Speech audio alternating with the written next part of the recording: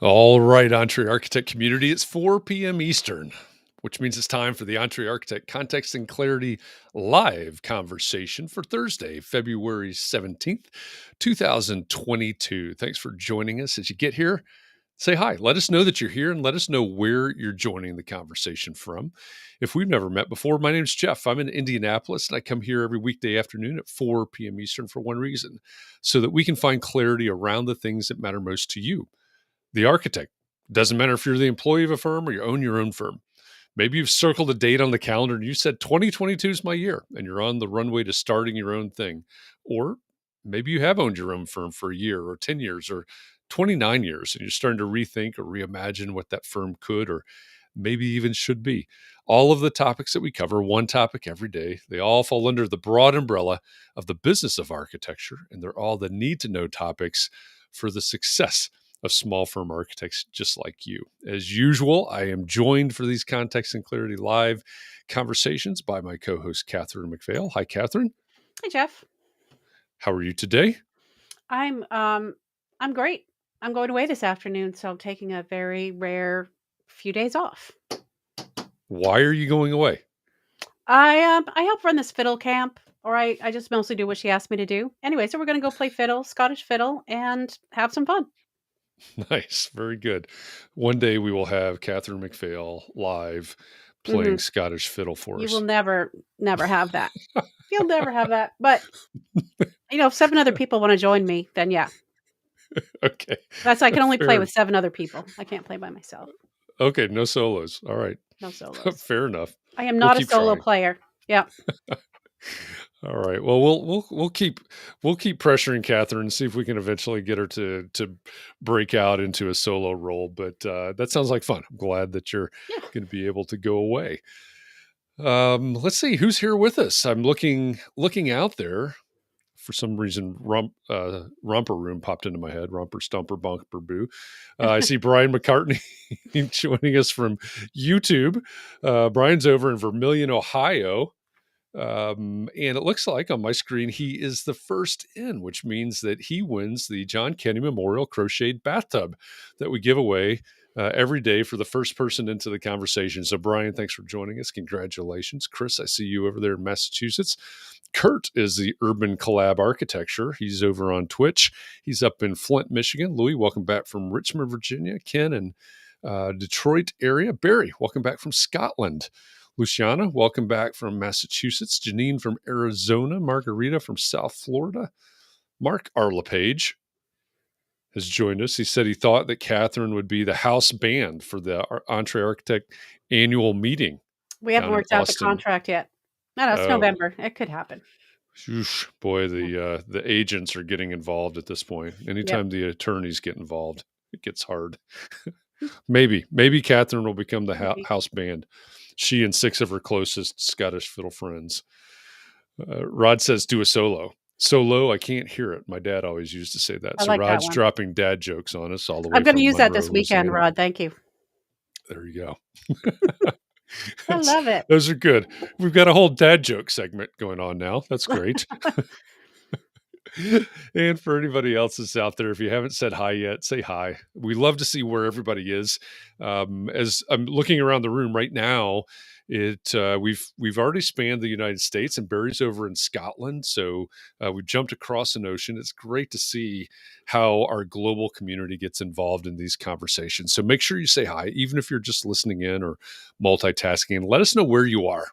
It's fun to see where everybody is. And if you are, especially if you're over on Facebook, I don't think this is an issue from anywhere else, but if you're over on Facebook, that means that you're inside the Entree Architect Community Facebook group, which is a private community on Facebook, which means because of Facebook privacy policy, your name and likeness can't be let out of the group unless you give Facebook permission to interact with Restream, which is the platform that we use here. So if you're having trouble, if you're commenting right now and your comments aren't showing up on the screen, then Katharine has put a URL at the bottom left of your screen right now. You need to take that, put it into your browser. A few clicks later, you'll give Facebook permission to talk to Restream. So it's chat.restream.io/FB, like Facebook.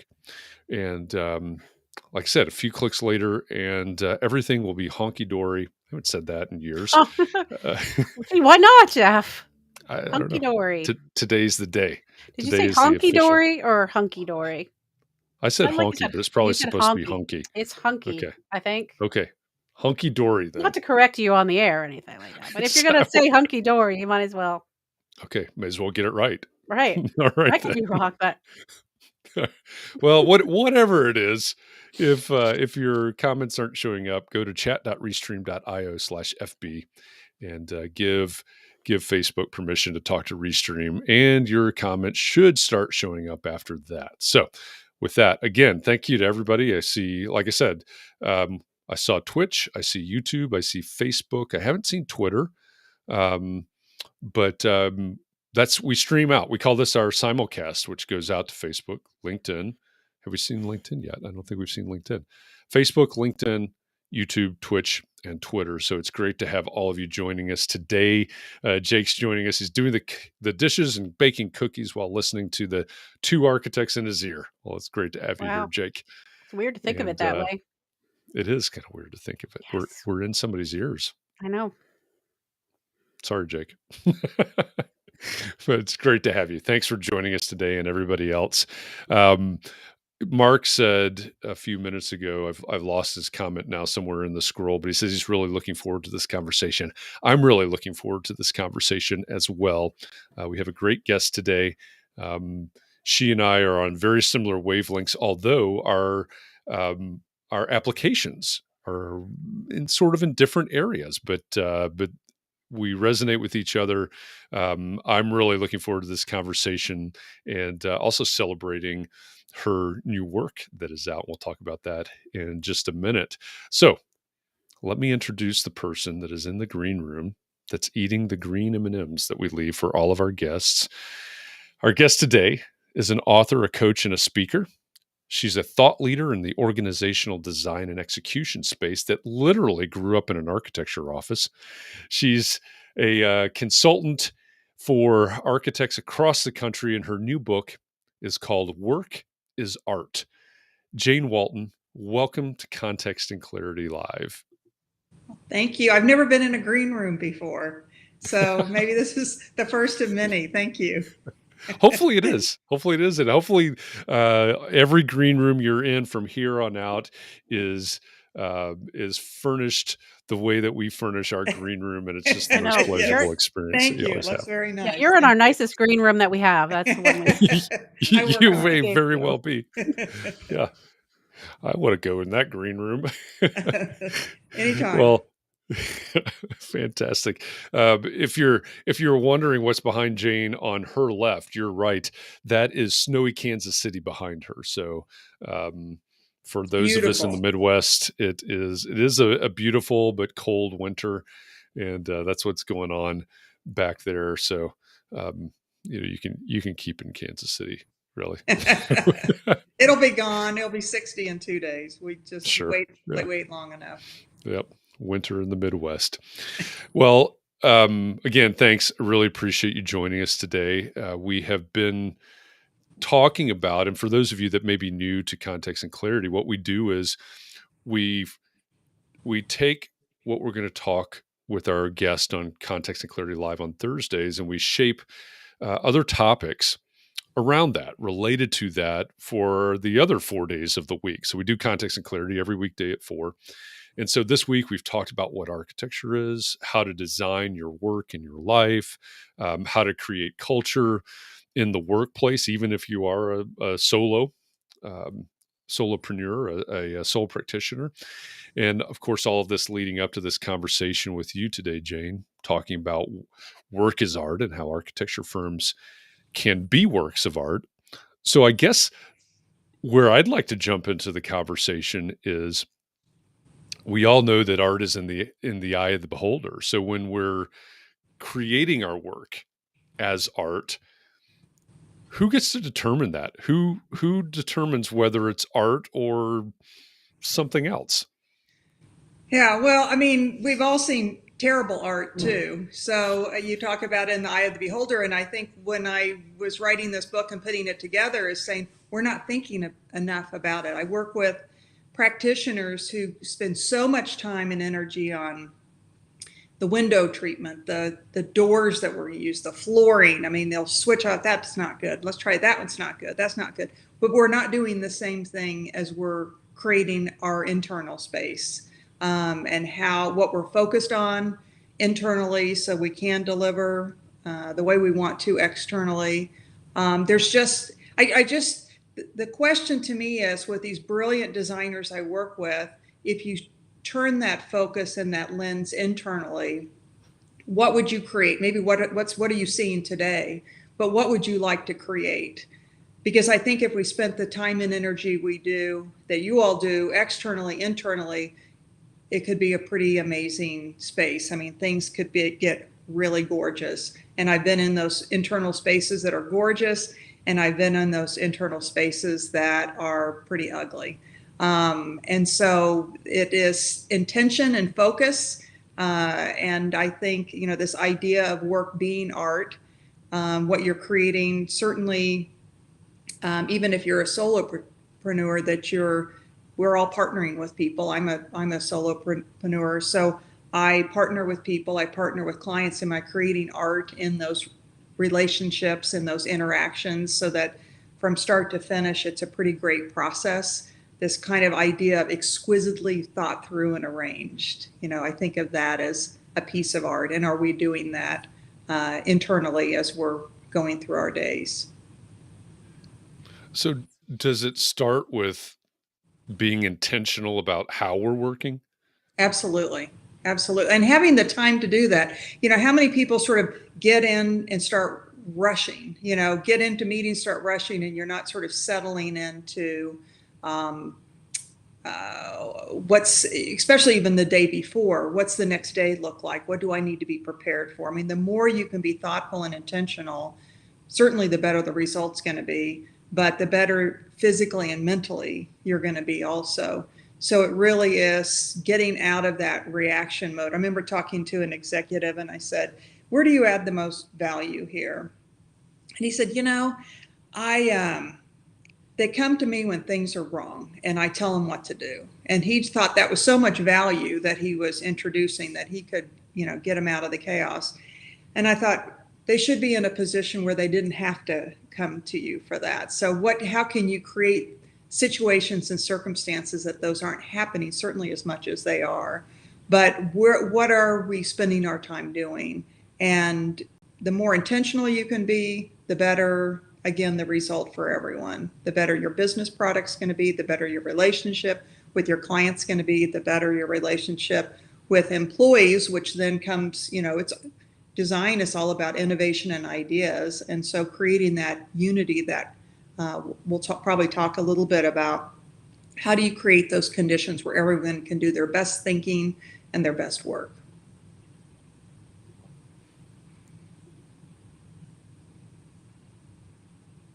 You're muted. Oh, I'm muted.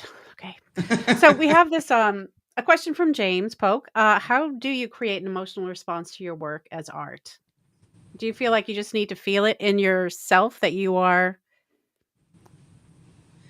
to be conscious about that you're trying to create art and then it will be more art-like, or what? Right. Would you say? Well, I think I just got off the phone with a woman who was introduced to me. I was kind of a networking situation.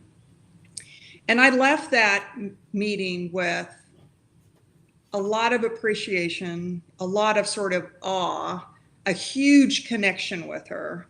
It's like, I want to know more about her. It was a really great moment, 30 minutes of moments. And so, what is that looking like and feeling like with you every day? And she was present. She was asking questions. I was present. We were asking questions. It just created a beautiful transaction, and something I'll remember versus working with someone that I'm not going to remember at all at the end of the day. I think it's those moments that you leave. So I don't know if that answered the question. I think it does. I remember James talking about this morning on Clubhouse, and he said that to him, the best art that he has seen, or the best art that he has experienced, elicited an emotional response before he started, trying to break it down and understand it and things like that. And I think that does. It is the intangibles. You said Mm. memorable from that interaction. So I think that's a really nice way to put it. When maybe that's a good segue. James was starting that by talking about art, maybe in the Art Institute or the piece that's behind you. Um, as I was going through your new book, Work is Art, I of course noticed that you reference 5 principles of design as you start to apply them to organization and to design or to organizational design, I guess. Mhm. What are the 5 principles? Yeah. So again, as I work with creatives, it's sort of their vernacular. And it certainly applies not only to art, but to how we're organizing and presenting our day, what we're focused on. The 5 areas are contrast, scale, focal point, unity, and rhythm.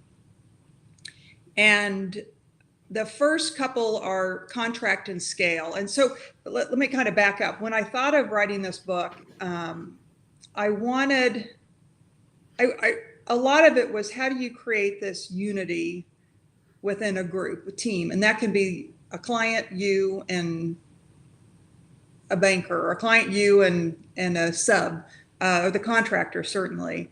And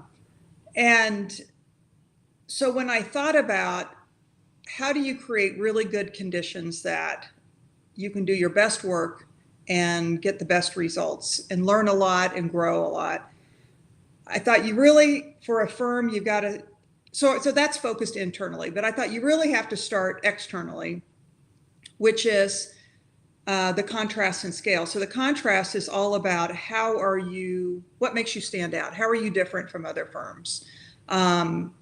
And, I look at a lot of architecture web pages, and some of them are saying the same things. And some of them, your clients aren't going to understand a word you said, but it sounds beautiful.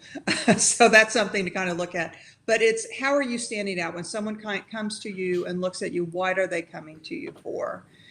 So how do you want to stand out, and how are you going to communicate that? That's important for, especially if you have folks working for you, that they can then deliver on that.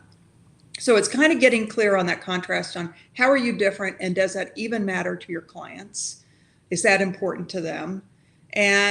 Or is there something that is more important to them? So it's looking at that kind of connection. Is what you're selling resonating with folks?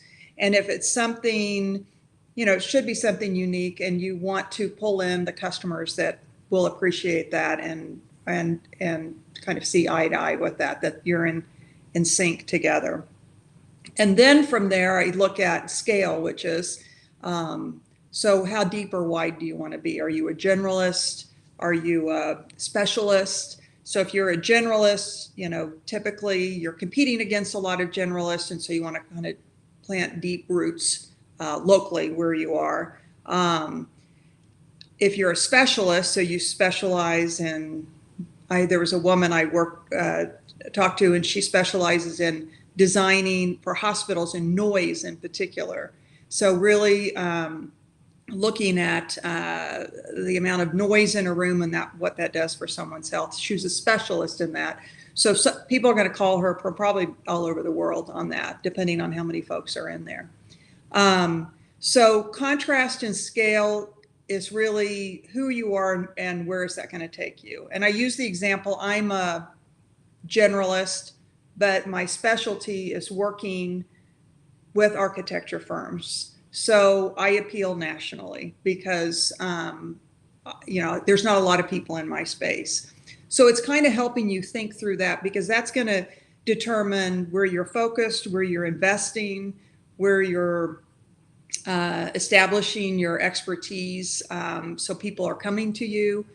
So that first part of it, the contrast to scale, is really about your company, and you've got to be clear on that, so that when you get to the next point, which is focal point, And really, I feel like that is the foundation, definitely, of the book, of what I'm looking at. And the idea of focal point are, where do you want your people focused? I joke I do joke in the book, talking about there's mission statements, vision statements, values, core competencies. And I remember sitting in a group with some leaders of a firm, and they're like, oh yeah, we have our values. And I said, great, what are they? Yeah, we have our values, we use them. What are they? None of them could repeat them all. And I'm sure they spent a lot of hours, which is a lot of money, putting it together. Where I saw value show up for an organization when I worked in a firm was when we were going to fire someone and they weren't living up to a value. So that's where values came up. We certainly don't want that. Instead, I say, let's look at focal point in 3 areas that you want someone to focus on. And we can dig into that a little bit more if you'd like. You and I, when we talked, use Southwest as an example. My focal point is see, stop, run. I can explain that too. But the idea is 3. Don't have all these vision. The more the analogy in the book, like paint, too many bright, colorful ideas mixed together make muddy brown confusion. So you don't know what to do with it. You don't know what to act on. It's too much. So this idea of really getting focused, and if you can get the right 3 areas, people think of them every day as they're making decisions. They innovate on them. It really starts pulling people together in a really collaborative way. It's really kind of hard to do to get to those, because you want them to be meaningful, you want them to be actionable.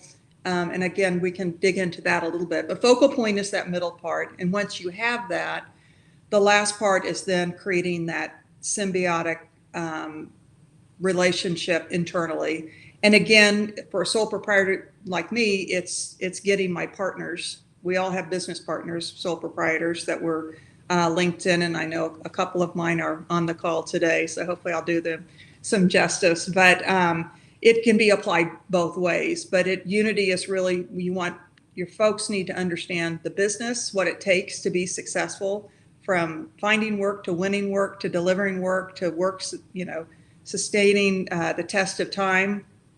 And then the rhythm is this idea of constantly improving. So stopping at each moment, what did we learn? What did we like? What didn't we like? What did the clients say? Constantly getting better. Because where I'm seeing, as I'm working with firms, the stress comes from things that aren't working great. Good stress we love. And so bad stress is what's all over the news right now. And it's, when things could be running smoother and they're not. So anyway, unity and rhythm is really creating that really tight force internally that you guys can start accomplishing just amazing things together. But people need to understand where their time and energy should be focused. There's focal point. So are we done? That's the whole book.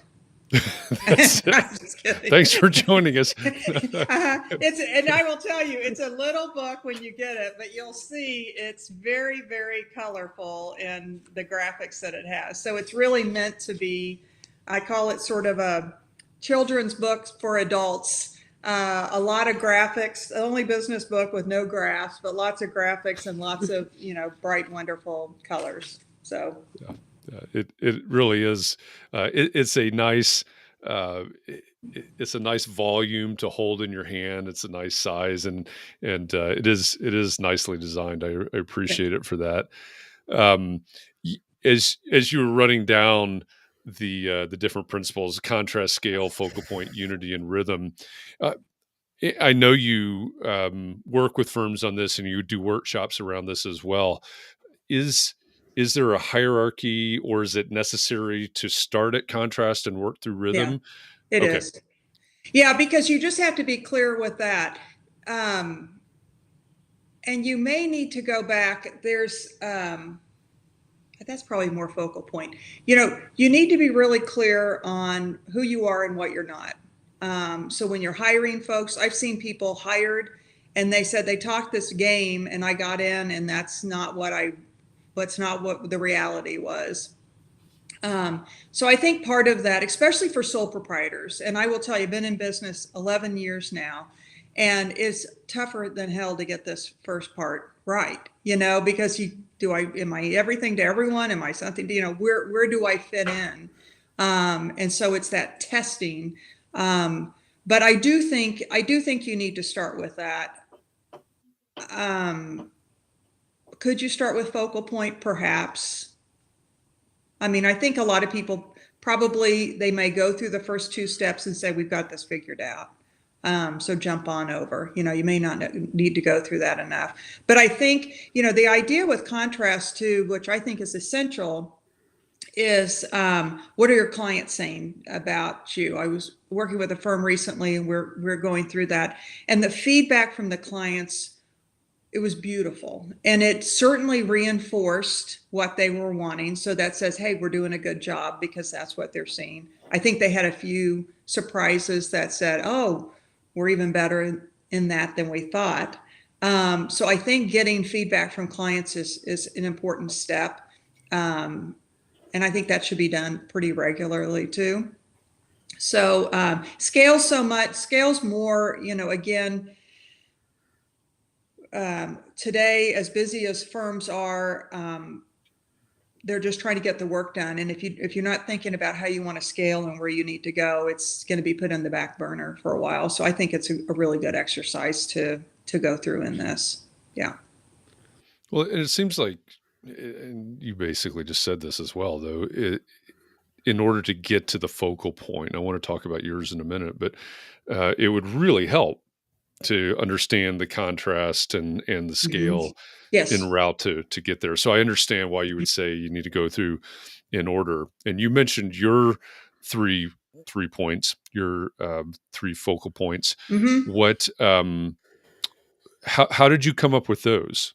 Yeah, so this is funny. So we did the book, and brilliant designer and artistic collaborators. And one of the artistic collaborators was like, yeah, maybe we need to update your brand. Which is like, I'm like, really? But of course we did. It's kind of like when you redecorate one of your rooms and the rest of the place looks pretty shabby. So you got to work on that. Or you got a new haircut and you need now a new wardrobe to kind of go with that.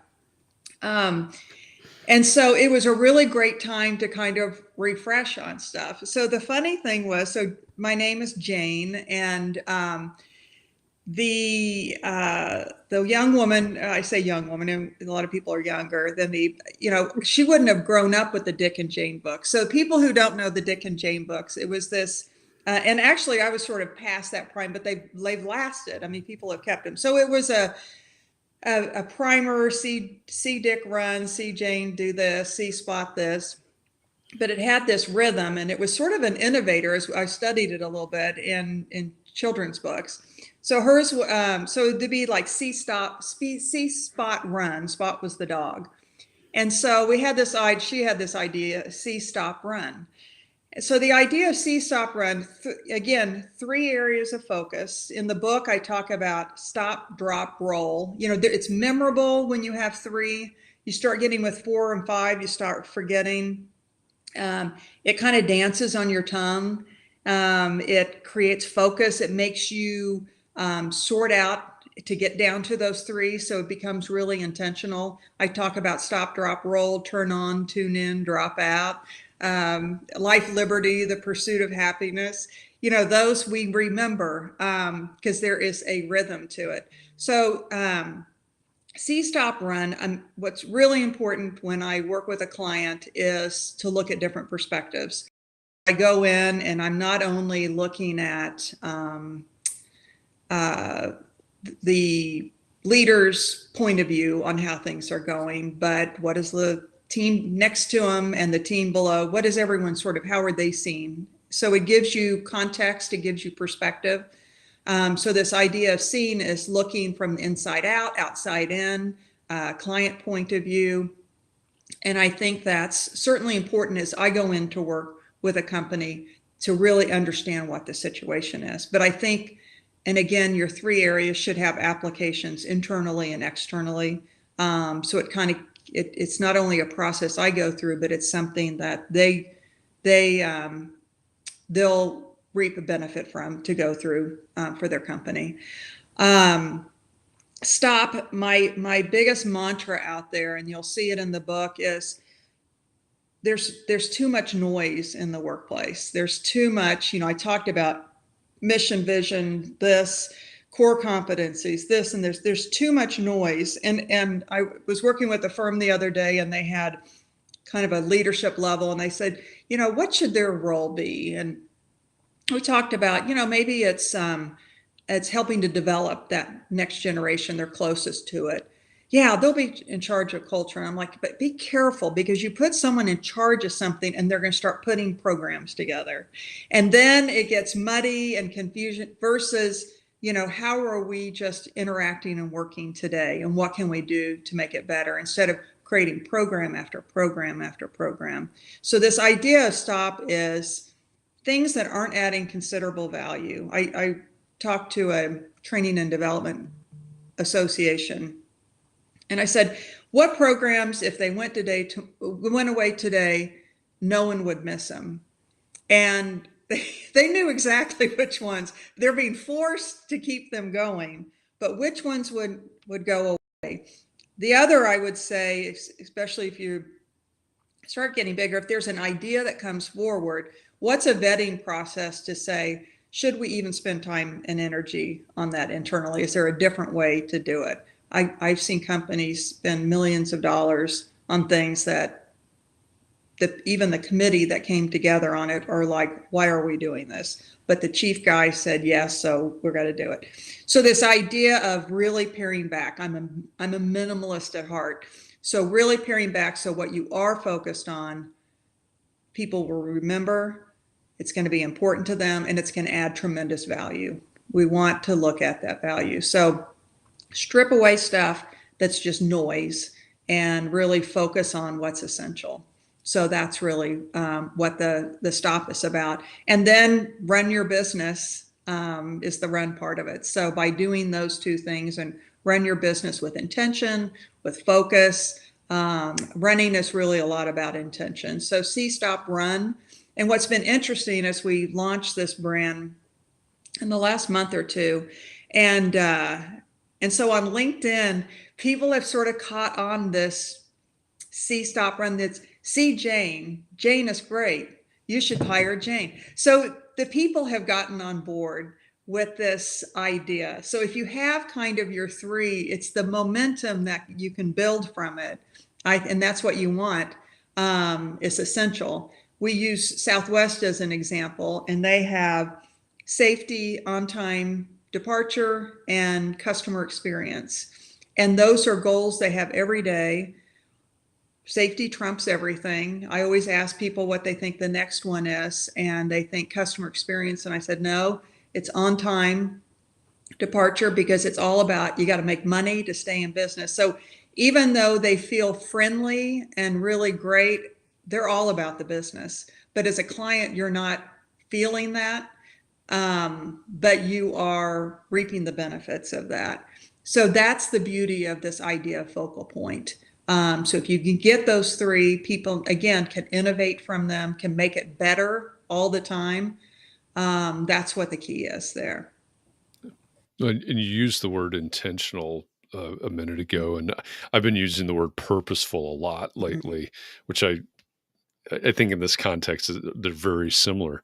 Yeah. And I think, unfortunately, many times we've removed ourselves from that. Things are happening to us. We're saying, I've told a story the other day, and the punchline of the story is, I got here because I kept saying yes, not because I wanted to, not because was the intent, but I just kept saying yes. I wasn't controlling the decision-making process. Of course I was in control. I said yes, that's on me, right? But it wasn't really intentional.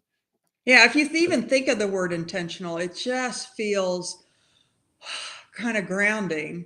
And I'm having a lot of leaders get up very early in the morning. That's another podcast we can do on the circadian rhythm, because when we're best doing what throughout the day. And so he's getting up early. And I mean, when I first met with him, literally, and he's not the only one, I could mention a handful of folks, was on the verge of a nervous breakdown. And by getting up and getting intentional in the morning where it's quiet and getting things, some things done so that he then starts his day off right because has it organized, he's gotten some stuff done, has changed everything. He said, 2 weeks later, he said, I haven't felt this calm in years. So intention is, we don't think we've got time for it, but you can't not have time for it.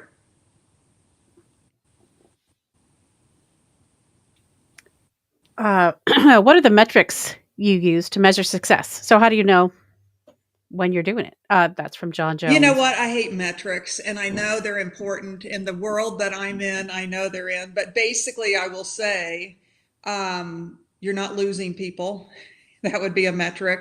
You're making money. You're not having to rework. The biggest frustration with the younger designers that I see is all the rework that's done because they didn't get the information they needed to. And that some of the leaders don't understand the time it takes, what technology can and can't do. Those are kind of the two things. So, success would be bridging that gap and understanding it. So, and you're sleeping better at night would be probably one of the best measures of success I would see out there.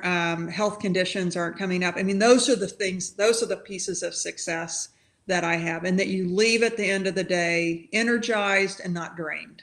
That ultimately for me, you may have worked your ass off all day, but you leave energized and not, absolutely, no energy at all. I mean, just depressed. Actually, it's been happening some out there. That's my measurement. I think that's a really good point. I mean, that's something that I think I've backed my way into that, but I think it's really important to be intentional, to use your word, about, is this something that energizes me or that drains me? I'm sure there's some sort of scientific term, psychological term for that. But to your point, I can work really hard all day on things that energize me, or I can be dragged down by the things that deplete me.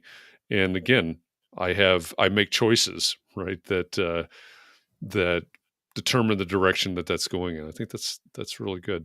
And I would say, when you talk about that, that's kind of where your strengths are, and what's not so much your strength that you have to do that, but you can have what your strength is. And if things aren't going well, what we're experiencing right now in your world is the delivery of product, to the supply chain part. So you can be energized by something, but this is pulling you down.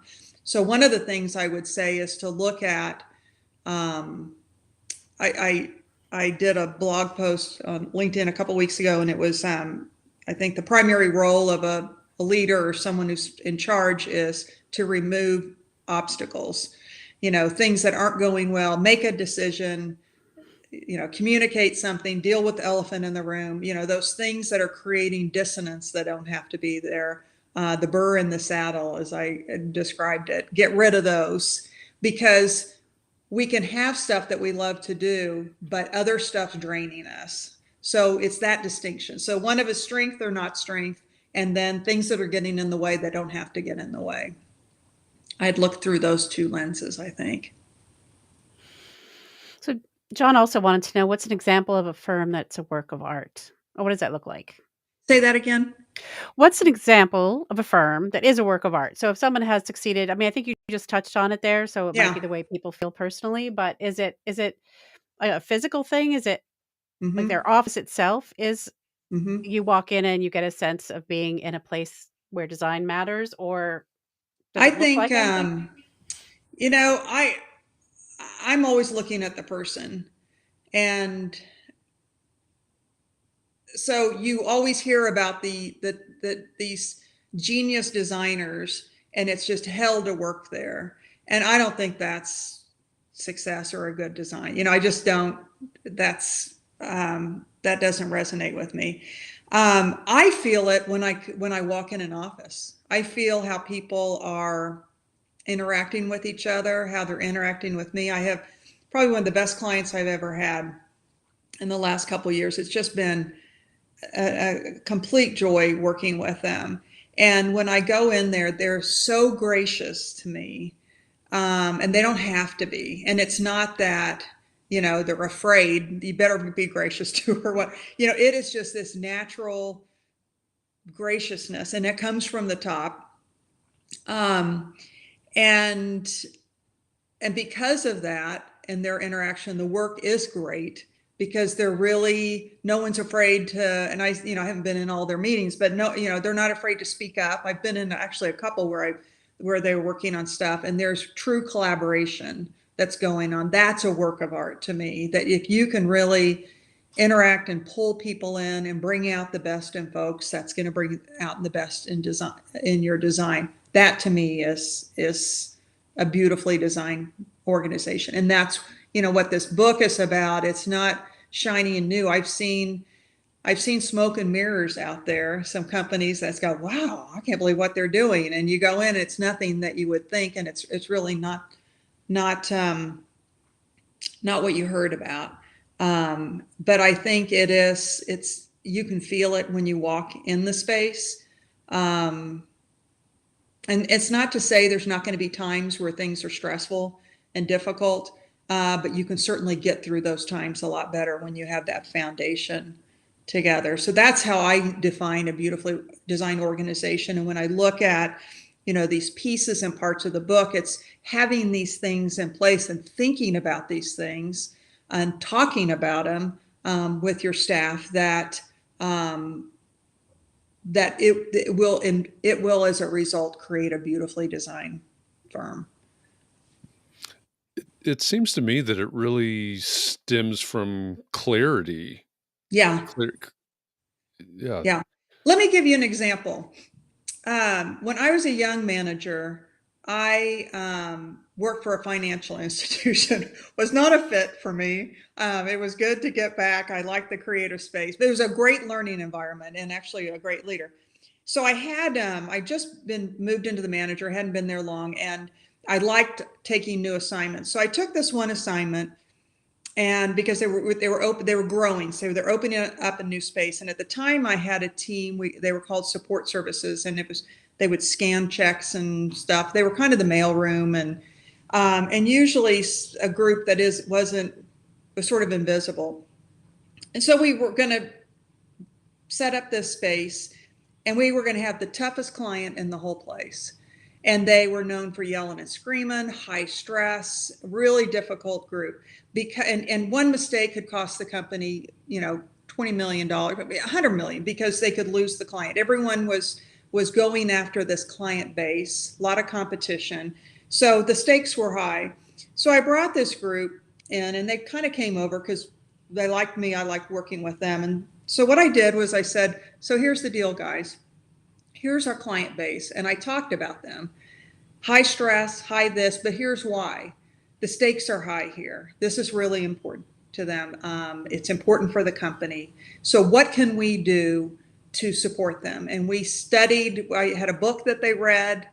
This is a group that typically, didn't get this kind of education and attention.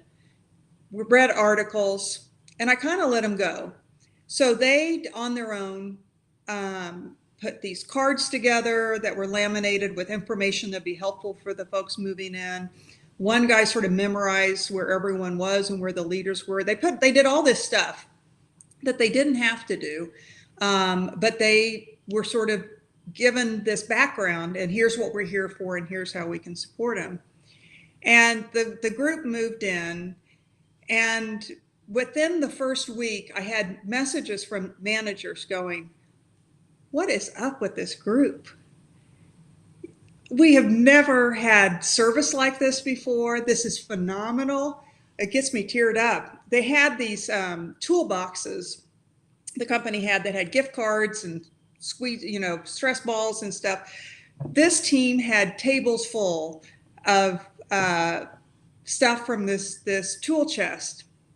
So what it meant was giving them information. It wasn't just, hey guys, we got to get set up here. Here we go again. But giving them context. why this was important, who this group was. And this group rose to the challenge. I didn't tell them to do any of those other things, but by having that information that they wouldn't normally have, they created magic. And when, again, I get teared up, but when you look at the unity piece of this, the focal point for sure, I didn't give them the focal point. I didn't have that figured out then, but that's really was the seed of a lot of the stuff that's in this book. It's like, give people information that they need that will help them do better, help them be better, produce better work, better, help them collaborate. I mean, this group came together. One of the quietest guys, great gentleman, memorized everyone's name. I mean, he was amazing. And when I left, he's the one that said, if we had more leaders like you, we could change the world. So, they're looking for leadership to help them grow. They're looking for leadership to give them stuff. Don't micromanage, but guide them, inspire them. And so that's really, I will tell you, 25 years later, that's what a lot of some of this is about. And it's also, certainly as a sole proprietor, what I'm learning and what I need to be doing. And then all the millions of folks I've worked with, both internally as in an architecture firm, and then all of my clients that I've had since. So that's sort of the onus, that if you could tap into that and be thoughtful about that, you're going to be amazed what happens. And when we talk about, great companies, and I have a wonderful firm I'm working with, and we hear of all these people wanting more money. I mean, they just had someone join them for considerably less than what they were making in their last firm, because they want to work in this environment, and they want to be able to do the work that they think they'll have an opportunity to do there. But it was the work environment and the reputation. So not everyone's asking for more money. There's people taking cuts to get into firms that it's going to be important for them. Yeah, those are good examples. And I think we've got a couple of questions I know queued up about culture. And I just want to reiterate what you said a minute ago. Of course, some of these examples are about larger organizations, but still, as a sole practitioner, solopreneur, whatever term that we use, when we're on our own, we still have, I call it ecosystem sometimes, right? It's the consultants you work with and the client and you said it earlier, contractor, et cetera. So this doesn't have to be, thousands of Right. person firm that we're talking about. Well, and I did help facilitate a kickoff session with, it was a park and rec, big water park with bells and whistles, new for the park system. So we had the water specialist there, we had the contractor, we had the architect, we had some subs. And so a lot of the things in here could be really intentional, because we knew this was only a few months ago, we're going to probably run into some problems. So we need to come together and say, share from each other. What are you experiencing? What do you need? What do you need? Okay, with everything that we know, how can we organize this differently? Because it's going to be different than we normally do it. And what could that look like? And have that collaboration. I mean, I think that's a great example of using some of these ideas. And a lot of times the architect's the ones leading some of those conversations. And so, what have you learned in the past? What's going on? How do you collaborate? Again, that's an example of saying, here's what we know. Here's what we can anticipate. Here's what I've learned in the last month, contractor. Here's what I've learned, water guy, in the last year. Here's what I've learned, and bring that together at that moment in time. So it's the same idea. And I think almost more important, because there's so many stakeholders that are going to be impacted by this. And so I think that's, as a sole proprietor, that's exactly right. I can see those applications in that area. Do we want to talk about this question, Jeff? I think we should. I think it's good, and especially related to where we are today with so much remote and hybrid and virtual work. Okay. Well, I kind of feel like you've already answered this one too, but what if you work from home? I think maybe we were thinking that it Yeah, had to be like our physical environment was the art, but it's really the relationships, I feel like you're saying. it is the relationship. So it's working from home, creating that culture, or working from home, creating these connections. Just that if we're people working by ourselves out of our homes, can we design a firm that's a work of art? Absolutely, absolutely. And it is all about the connections. When I got a contract on the East Coast, and one of the questions in the interview was, why would I hire you versus maybe someone locally? And I said, you know what? I've coached people even before Zoom was big, even 4 years ago. I've coached people. I've seen their picture. I've never met them. But we have a really great relationship. In fact, one of them, 5 years later, I was in the city where he lived, and we connected, and we were like long lost friends. So I think those connections can still happen there. And again, that's a whole nother webcast if you've got folks that you're doing that you're not face to face on how to work on that. But absolutely at home. I think again, I think that the beauty is how you're doing your business, how you're impacting your client, how you're impacting the world. That's how I look at beauty. So I'm not looking at, I got it all set up for today, so this looks really good background. This isn't the spot where I work all the time. But I think beauty is creating the surroundings and the conditions and the experiences. That's beauty to me. I don't know if hopefully this isn't lost on everybody else, but I'm thinking back 2 weeks to our Context and Clarity Live conversation with Jesse Cole, who's a very different character than Jane Walton, right? He's the yellow tuxedo guy. But if you'll remember, one of the main things that Jesse talks about is client experience Mm. and how people interact and what makes things special and all of that. And there's a real synergy, I think, between what you're saying in a very different way, of course, Yeah. than Jesse when he was sitting in a similar chair in his yellow tuxedo with his top hat. So that's Yeah, I think we underestimate that client experience in architecture because we see the building at the end. And I've seen people who have been so proud of that building, and some clients that look at that building going, that was the biggest pain in my butt. It didn't go the way I thought it was going to. We had these issues. So, what's that legacy that you're leaving there? I think that's equally as important because you're creating someone's dream. When I look at the home I'm in, I had someone help build this great fence. I mean, you're creating this space for folks, and that's very personal. So I think that's equally as important on how gorgeous that building is. Yeah, I think that's a good point. I've got about 6,000 more questions, but I know we're screaming towards the top of the hour here. So Yes. um, maybe the best way to wrap this up is to just ask what's the big takeaway here? We've got a lot of folks in the audience who are small firms, small business owners. What do they need to do today? Mm.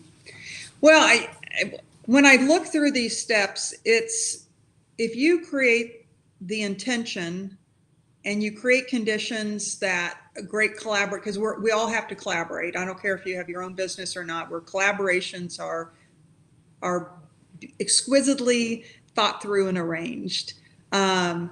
You're going to sleep better at night. The result of the building is going to be better. So how do you exquisitely think through and arrange what you're doing every day? And that's really what a lot of this is about.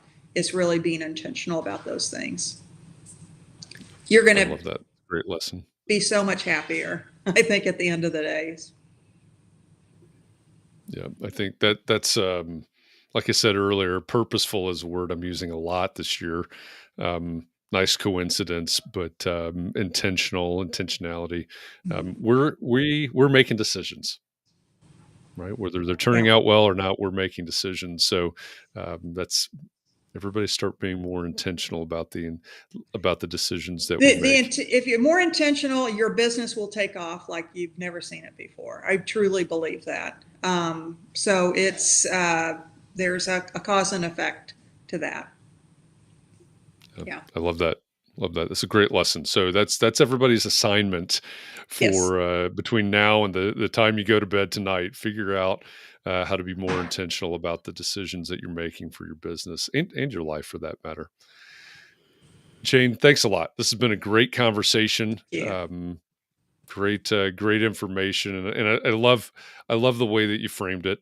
Work is Art is the name of Jane's latest book. You can find out more about Jane and get her book and figure out how to work with her by going to janewaltonconsulting.com. So Jane Walton Consulting, smash those three words together like they were one, janewaltonconsulting.com, and just go over there, check that out, order the book, and learn about how to turn your business into a work of art.